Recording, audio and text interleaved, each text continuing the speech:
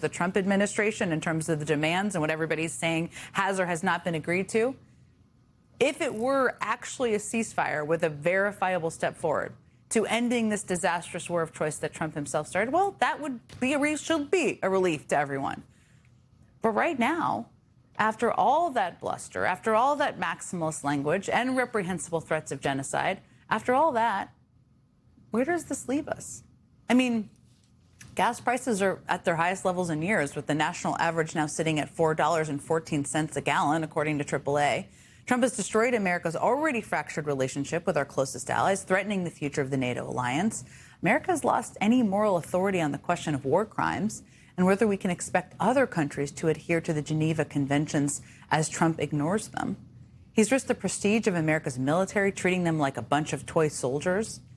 And today, the regime that was facing mass protests just a short few months ago mobilized hundreds of Iranians to take to the streets and form a human chain around the power plants and bridges that the U.S. had threatened to target. When the president was asked by NBC News about that, he said without a hint of irony that the demonstrations were, quote, totally illegal, adding they're not allowed to do that. So if you're keeping track, the president insists it's fair game to wipe out an entire country in violation of international law.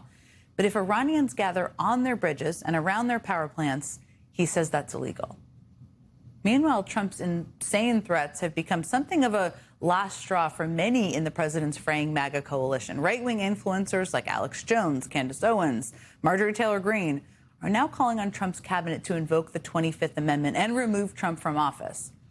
And just listen to this familiar-sounding edict from MAGA influencer Tucker Carlson. If you work in the White House or in the U.S. military, now it's time to say no, absolutely not, and say it directly to the president, no. Those people who are in direct contact with the president need to say, no, I'll resign. I'll do whatever I can do legally to stop this because this is insane. And if given the order, I'm not carrying it out. Figure out the codes on the football yourself. Sound familiar? Tucker Carlson is imploring members of the military not to carry out any illegal orders issued by Donald Trump. That's essentially the same advice that several Democratic lawmakers gave to members of the armed services last year. It's the advice that prompted Trump to accuse those Democrats of treason, target them for retribution. Trump's defense secretary even tried to demote Senator and retired Navy Captain Mark Kelly over his role in that message to service members. Now, after the president just walked the nation to the brink of carrying out a major war crime on his behalf, I actually can't think of anyone better to talk to. Joining me now is Democratic Senator Mark Kelly of Arizona.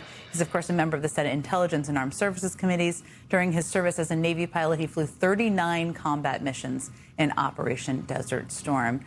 Senator, I'm so grateful you're here with me. I know you've had a busy couple of weeks. I want to start by just getting your reaction to the Truth Social post late today from President Trump about a 2-week ceasefire. How did you read that, especially given some of what we've heard from the Iranians of what they say has been agreed to? Well, I mean, we're still in the same spot I think we were in a couple of weeks ago or even weeks before that. We have a president that has no, strategic plan, no goal he was trying to achieve, or at least moving the goalpost over and over again.